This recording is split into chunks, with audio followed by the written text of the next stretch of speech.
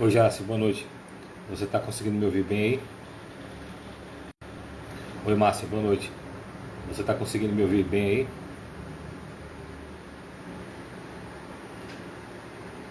Oi, Luísa, boa noite, tudo bom? Você também está conseguindo me ouvir direito aí? Boa noite, Márcia. Boa noite.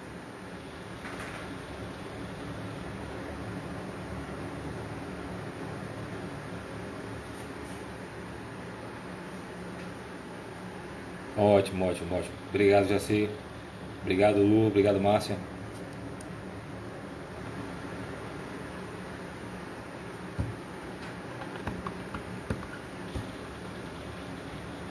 Oi, Ademir, boa noite.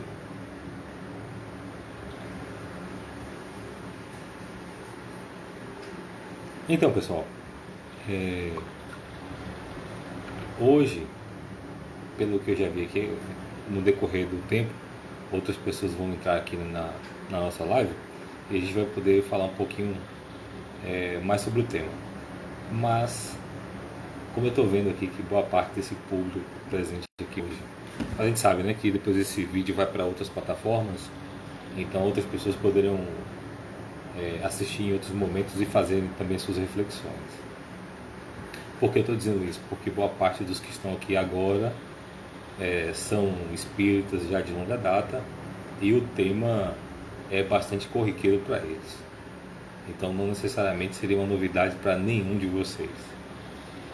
Bom, e pedindo a Deus, em primeiro lugar, a inspiração necessária para essa reflexão de hoje, ao longo dos dias pensando a respeito dela, e agora também, pensei o que poderia ser dito a respeito do Evangelho no lar. De que 99% dos espíritas já não saibam. O que falar em termos de novidade? Bom, a nossa proposta aqui não é fazer uma novidade, mas é fazer uma reflexão o mais centrada possível nos aspectos do Evangelho. Em que aspectos? Olha, no cerne da questão. Quando falamos do Evangelho segundo o Espiritismo, ou do Evangelho do Cristo, ou da moral cristã, temos uma preocupação básica. Primeiro, não vou explicar o que é o Evangelho no lar. Não inicialmente. Primeiro eu gostaria de fazer uma reflexão do que não é o Evangelho no lar. Uma vez que boa parte de vocês já sabem o que é o Evangelho, já devem fazer em suas casas, já devem ter em suas casas nesse momento. Então vamos começar com uma outra proposta. O que não é o Evangelho no lar. E a primeira dessas reflexões que eu gostaria de trazer para todos nós aqui hoje é o seguinte: Evangelho no lar não é um ritual, a princípio, né, para afastar os maus espíritos ou as energias ruins da sua casa. Não é. Pelo menos não a princípio, tá?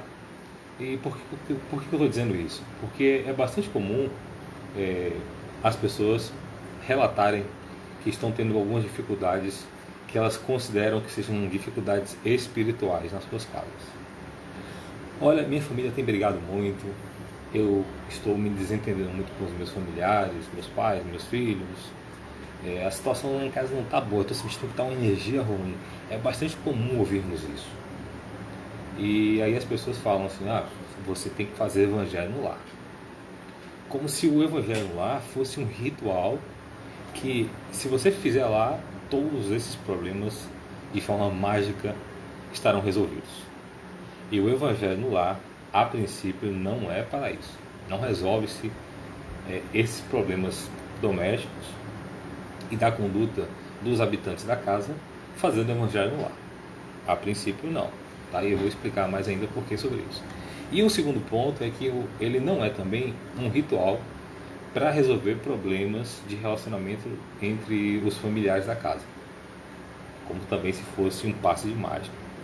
A família está brigando muito, o marido está se desentendendo com a esposa e vice-versa, os filhos estão brigando muito com os pais com os filhos, e daí as pessoas dizem Evangelho no lar. E aí sentam todo mundo e tentam fazer aquele momento como se aquilo fosse, mais uma vez, uma fórmula mágica para resolver os problemas de relacionamento dos familiares. e também isso não é o Evangelho no Lar.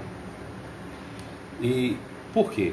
Em outro ponto, o Evangelho no Lar, por si só, ele não resolve os problemas de relacionamento entre os familiares. Por si só. Você sentando ali, fazendo aquele ritual, vamos chamar assim, né? Ele por si só não muda o que de fato depende da nossa vontade de mudar. O outro ponto que eu gostaria de falar, que às vezes as pessoas tratam o Evangelho no Lar como se fosse um ritual para harmonizar o ambiente doméstico. É algo do tipo, vou acender um incenso, né, para espantar as energias ruins da casa. E aí faz o Evangelho como se aquele ritual pura e simplesmente exterior fosse dar conta de resolver os problemas que são de foro íntimo de cada um de nós. Bom, dito isso, eu gostaria de falar agora o que o Evangelho no Lar pode vir a ser. Bom, se ele for um momento bem compreendido e, sobretudo, exercitado pelos que ouvem e acolhem isso aí em seu íntimo, isso pode ajudar através da mudança de pensamentos e com essas ações e com suas ações, primeiro mudar o seu pensamento sobre as coisas, sua forma de ver e entender sua realidade. A partir daí sim, a sua mudança de postura fará com que você, por exemplo, vibre de uma forma diferente. O que seria isso, vibrar de uma forma diferente? É muito comum esse termo na doutrina espírita, né? E nos meios espiritualistas também. A gente fala assim que você vai vibrar numa outra faixa, significa dizer que você vai estar no popular mais jovial, né? Numa outra vibe. O que seria isso? Seria assim, ó, o seu comportamento mental, emocional e suas ações afinadas com o Evangelho.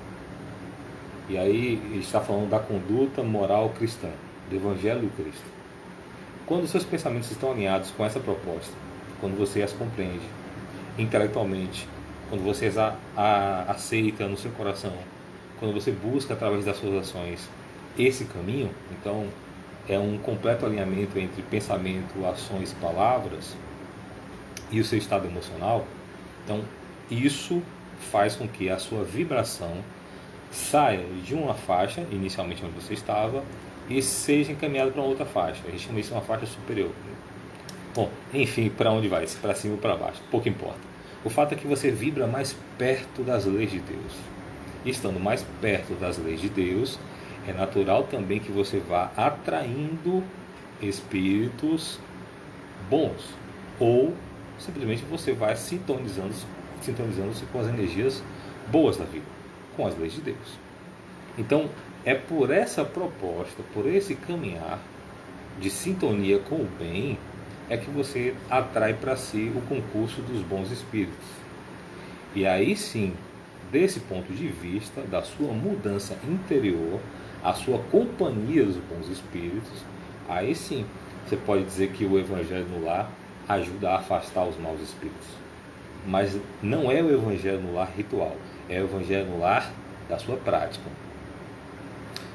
Lembrando aqui que o Evangelho no Lar não deve ser um ritual, mas uma postura de vida. O Evangelho no Lar não é uma realização de um momento, onde você pode escolher um dia na semana, um horário para fazer. E você providencia aquele momento, fecha o livrinho da sua reflexão e volta para a sua realidade e continua fazendo tudo igual.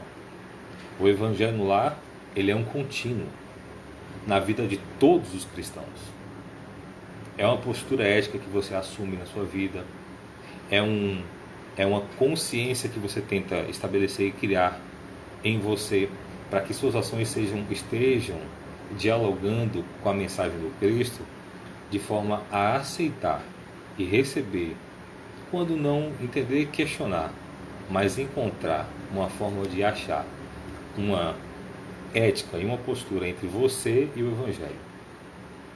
E isso vai exigir de você renovação íntima, vai exigir de você disposição e boa vontade de aprender. E, sobretudo, eu poderia elencar aqui a boa vontade como um instrumento principal nesse roteiro. Porque você pode até não saber, você pode até é desconhecer qualquer conceito espírita, inclusive. Você pode até ser bastante ignorante nesse sentido, mas se dentro do teu coração existir a boa vontade para com o Evangelho, para com as leis de Deus, boa parte do caminho já está resolvido. Porque com a boa vontade de aprender, a mensagem chega. E quando a mensagem vier até você, ela virá num formato que você possa compreender e vivenciar. E aí vai depender das suas ações, vai depender das suas escolhas diárias, né? Então por isso que falamos que o Evangelho no lar sozinho não resolve esses problemas que são de fora o íntimo. Outra coisa, eu deixei aqui algumas anotações para que a gente possa não esquecer esses pontos importantes. O amor e o livre-arbítrio são as duas premissas básicas que temos no nosso relacionamento com os espíritos. E por que estou falando aqui de relacionamentos com espíritos? Bom, quando falamos em buscar o conselho, a orientação, ou a companhia, ou a boa influência dos espíritos, é porque sabemos que estamos constantemente rodeados deles. Está lá o livro dos espíritos, vocês encontram essas informações muito tranquilamente. Estamos cercados 24 horas por dia do mundo espiritual, e disso não podemos fugir. Então estamos sintonizados de uma forma ou de outra. Só resta saber qual é a frequência que nós estamos nos sintonizando em cada momento da vida, já que temos altos e baixos, já que não somos uma constante. Mas à medida que nós nos exercitarmos no bem, por mais que o nosso bem seja variável, pelo menos será uma constante no bem. Até lá nós temos os nossos entraves, nós temos as nossas dificuldades, então nós temos os nossos dias de querer chutar o pau na barraca, de não nos importarmos mais com as coisas, e é o dia que a gente resolve tirar, ou como dizem, né, o dia que a gente resolve rodar a baiana. Então, nesse sentido, nós temos altos e baixos. Só que o fato de buscarmos o auxílio do alto, e esse auxílio do alto, a gente não vai imaginar que ele seja feito misticamente. Todo auxílio ele vem com a permissão de Deus. A diferença é que na doutrina espírita nós entendemos que a vontade de Deus ela é executada através de inúmeros agentes, inclusive pelos nossos mentores espirituais, os nossos anjos da guarda. Por essa razão que aqui nós nos referimos à presença dos espíritos, ou então nos referimos ao contato com esses seres, que ainda que você faça de forma inconsciente, mas você faz todos os dias, por uma questão simples, sintonia. Ainda que você não perceba de forma muito clara, mas é uma intuição que você percebe, é a intuição que você sente, é um bom conselho, uma boa resolução que você sente no fundo da sua consciência. Muitas vezes, até mesmo sem esperar que aquilo ocorresse. Muitas vezes nós detectamos isso na nossa rotina diária. Basta que você tenha um pouquinho de sensibilidade para perceber que esses fenômenos da intuição eles são bastante corriqueiros na nossa vida. Então, essas duas premissas que eu falei anteriormente, né, o amor e o livre-arbítrio, são premissas básicas do nosso relacionamento com os espíritos sérios, né, obviamente. Então, através dos exemplos de Jesus, que nós podemos absorver na realização do Evangelho, não somente lá no dia que você vai marcar para ler o Evangelho, mas quando você resolve estudar o Evangelho, não somente em um dia na semana, mas quando você se dedica a isso, e se dedica a converter essa teoria, inicialmente numa teoria, mas numa vivência, numa prática, é natural que você perceba a influência do amor e da liberdade dentro de você, cada vez mais forte. Porque quanto mais consciente você se torna, e vamos dizer assim, consciente à medida que você se conhece, você se torna mais consciente. Você sente melhor as suas próprias emoções, você se percebe melhor, você percebe melhor o outro. Então, nessa autopercepção e na compreensão do que te rodeia, e isso não é nada místico, tá? Isso não é nada inalcançável, isso não depende de conhecimento, não depende de conhecimento A ou B, ou de mediunidade. A gente está falando de desenvolvimento humano, de autossensibilização, né, de você se conhecer. Muito mais do que sensibilização é se conhecer. Sensibilização já vai ser uma consequência dessa autopercepção. Então, muita gente acaba sendo ignorante, grosso, enfim, em um dos aspectos da sua vida por falta de conhecimento, de autoconhecimento. Então, à medida que você vai se percebendo, naturalmente você conhece o íntimo do outro. E aí uma sensibilidade, quase que uma mediunidade, vamos dizer assim, ela começa aflorar em você. E isso eu falo nesses termos, nesse vocabulário, por estar falando aqui no contexto espírita, tá bom? E nós entendemos que as nossas potencialidades como espíritos, elas também são manifestadas para além do corpo físico. E aí nós temos a nossa mente e a nossa consciência como uma grande propulsora e um grande palco para manifestações dessas potencialidades do nosso espírito, que estão muito além dos nossos 5 sentidos, tá bom? Então, à medida que nós nos desenvolvemos intimamente, ampliamos a nossa capacidade de consciência, e aqui vamos chamar de consciência a nossa autopercepção, a percepção do outro e o que está ao nosso redor, à medida que isso vai se expandindo, né, entendemos aqui essa expansão como amor próprio, vamos entender essa expansão aqui como uma ferramenta do amor ao próximo, vamos entender isso aqui como uma abnegação, uma vontade de servir ao bem, como uma boa vontade de se melhorar, né, e de poder contribuir de alguma forma, de ser útil na vida, não somente para as suas necessidades, tá certo? Então, um outro ponto que eu penso aqui a respeito disso é a nossa postura diante da realização do Evangelho. O que nós buscamos ao fazermos isso? Será que a gente está buscando uma troca? Será que eu estou querendo me livrar dos problemas, simplesmente? Ou eu estou procurando o bem para que eu sirva o bem, para que eu me sintonize com o bem? Porque uma vez que você busca fazer o Evangelho, inicialmente, vamos dizer que seja até comum, né? Numa forma de, vamos dizer assim, numa forma infantil, eu não gostaria de usar esse termo, mas vai lá, numa forma infantilizada de espiritualidade, que você acha que você pode abrir um livro, simplesmente recitar algumas palavras e está tudo resolvido na sua vida. A doutrina espírita não nos ensina isso. Muito longe disso, né? Muito longe. A doutrina espírita fala em afinidade, em sintonia, em progresso moral, em desenvolvimento de virtudes, em livre-arbítrio, em autoconhecimento. Então, dessa perspectiva, se nós aprendermos nesse momento, e nesse excelente momento, aprendermos a ouvir com o coração e com a consciência, com a nossa mente, com nossas reflexões, o Evangelho, temos aí uma excelente oportunidade. De quê? De melhorar a nossa condição de vida. Vejam só, Jesus. Vamos pegar aqui nosso exemplo máximo que temos aqui até hoje. Né? Jesus. Vocês acham que Jesus vivenciou o processo ataques espirituais? O ataque materialmente falando, né, das intrigas e das organizações que os homens propuseram a ele, fato, ele viveu. Mas será que Jesus também sofreu ataques espirituais? Obviamente sim, a literatura é vasta sobre isso, né? Na Bíblia é citado vários encontros e outras circunstâncias também. Mas o fato é o seguinte, o fato de sermos atacados espiritualmente não significa dizer que nós temos uma sintonia para com eles. Mas não é justamente a nossa sintonia que atrai os maus espíritos para nos atacar nos processos obsessivos? Sim, essa é uma verdade. Mas também, nesse mundo encarnado, ninguém está isento de passar por perseguições ou por ataques espirituais de qualquer ordem. Imagina só, você sai da sua casa agora, você vai até ali na rua fazer alguma coisa. Aí você toma todas as precauções. E no meio do caminho alguém te resolve assaltar, por exemplo. Você está livre de que alguém surja do nada e queira lhe roubar? Ou alguém queira lhe fazer mal de alguma forma? Ninguém está livre disso. O próprio Jesus não ficou livre disso. Haja visto uma série de espíritos que tentaram. Mas a diferença estava aí. Ele não tinha sintonia com esses espíritos. Porque ele vibrava uma faixa diferente, porque a visão dele era diferente, porque o amor que ele sentia era diferente.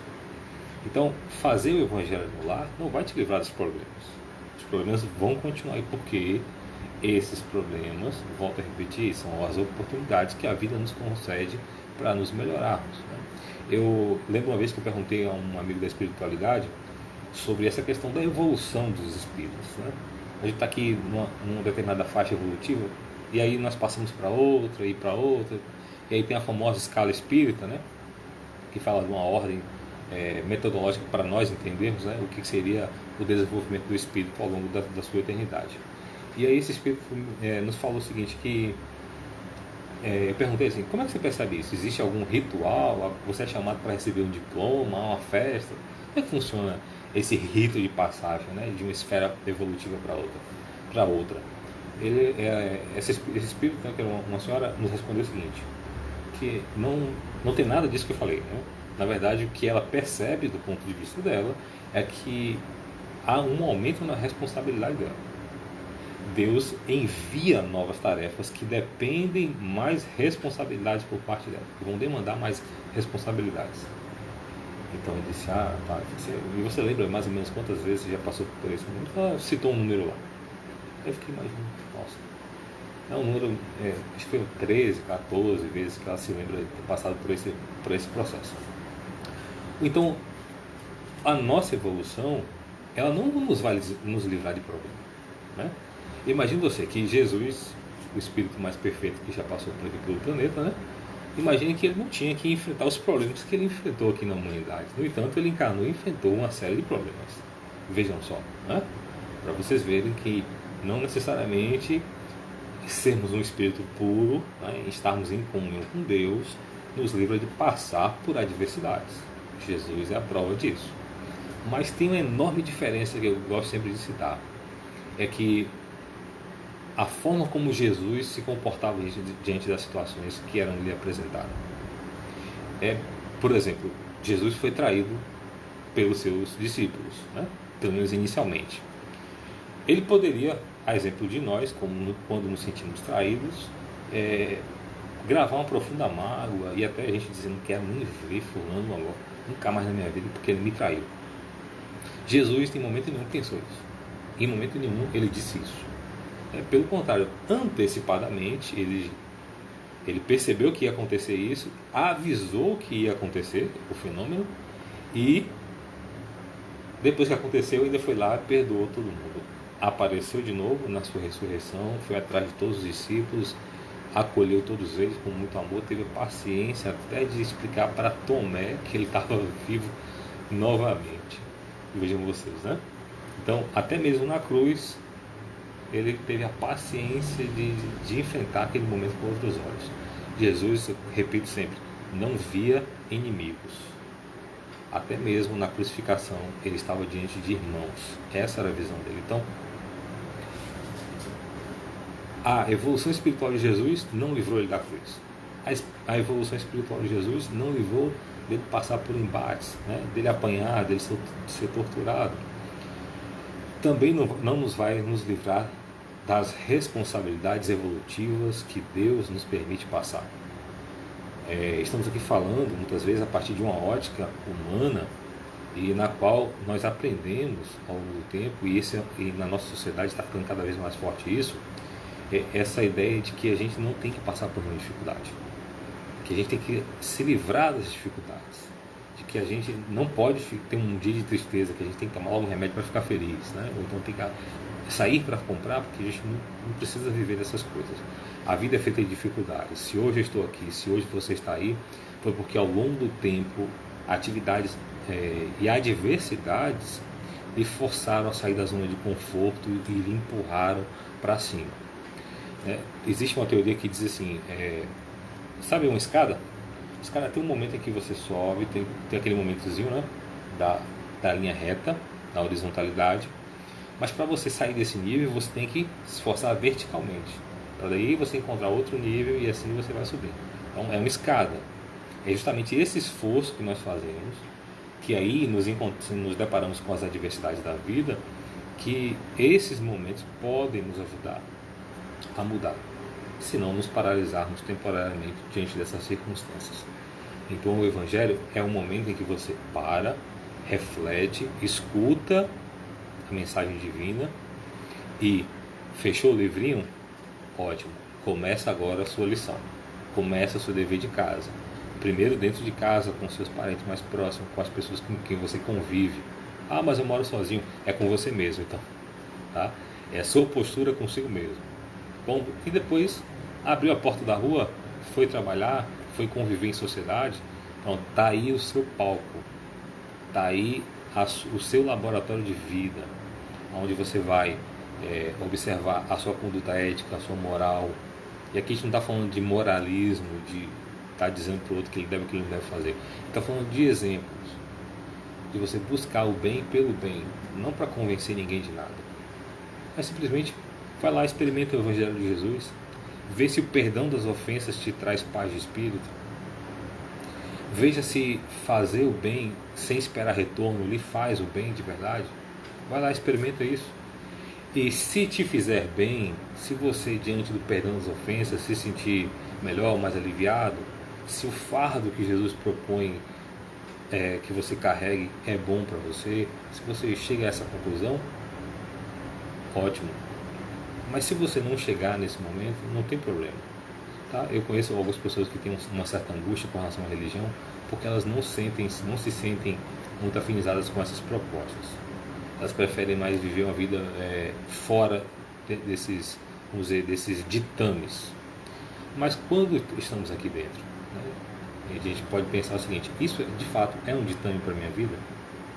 Ou isso é uma norma de conduta na qual eu posso experimentar e, se eu observar que para mim é bom, eu seguir?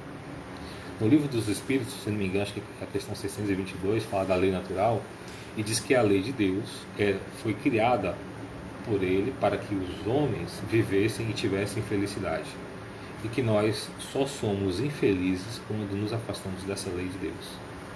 Bom, se a nossa vida hoje, se o meu sentimento para com a vida não está muito bom, né, e isso existe em nós uma reflexão no sentido de que o que é esse bom?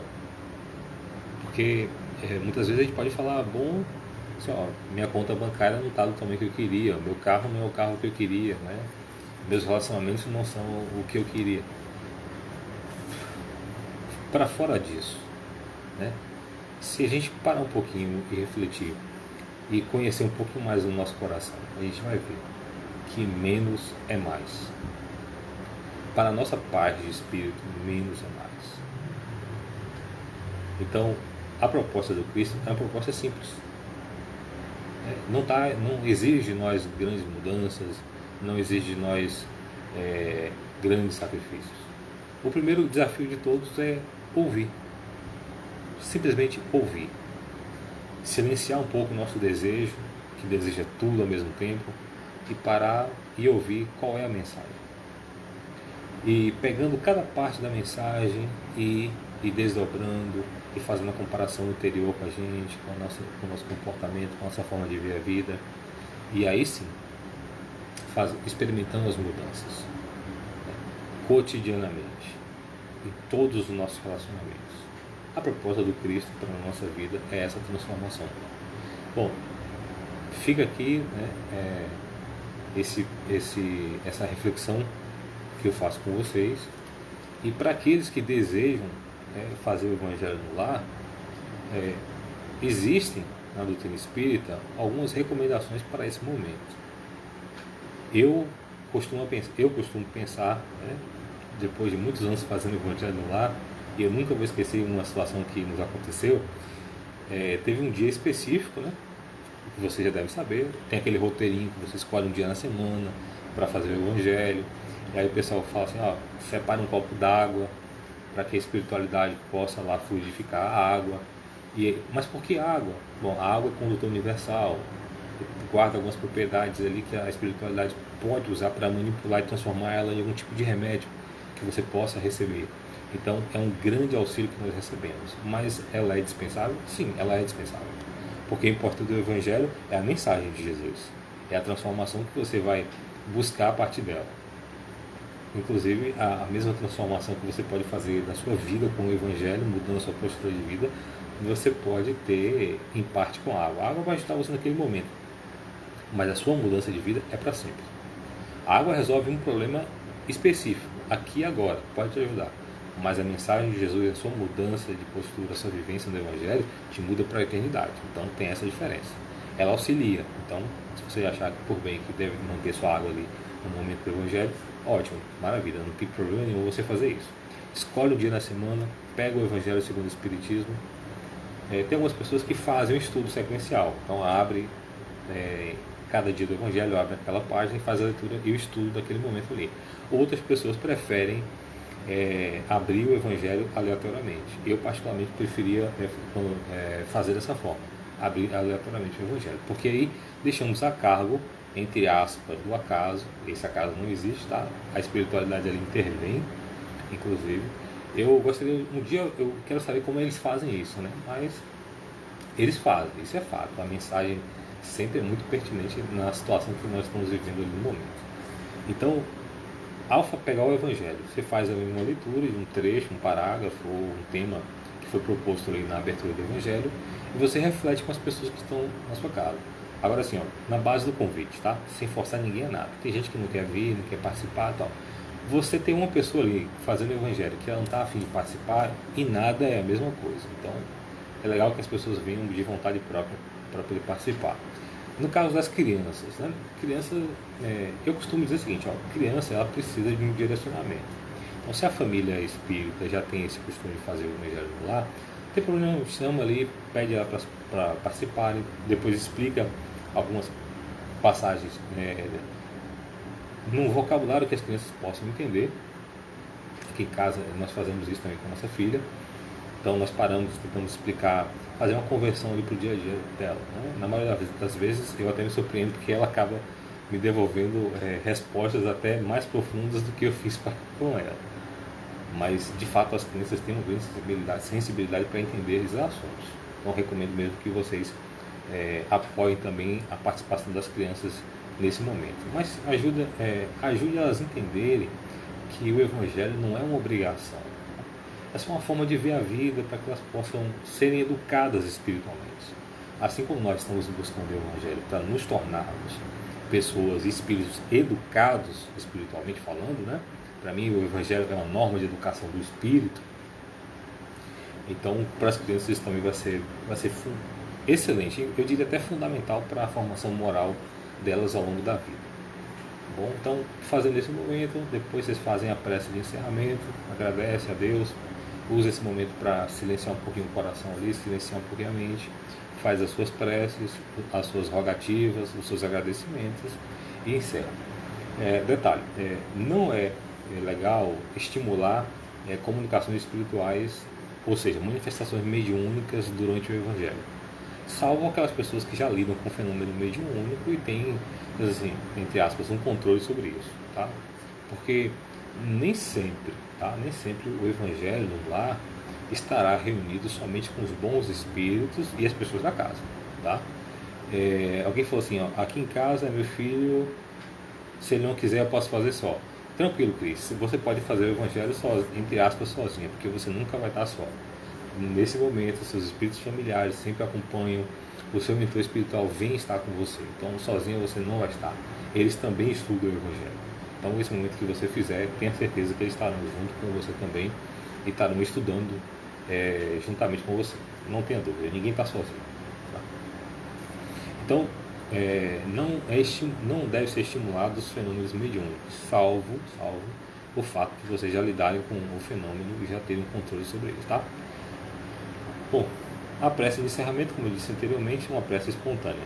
Não necessariamente vocês precisam ter uma prece lida, se tiver, também não tem importância, mas a prece do coração é sempre preferível.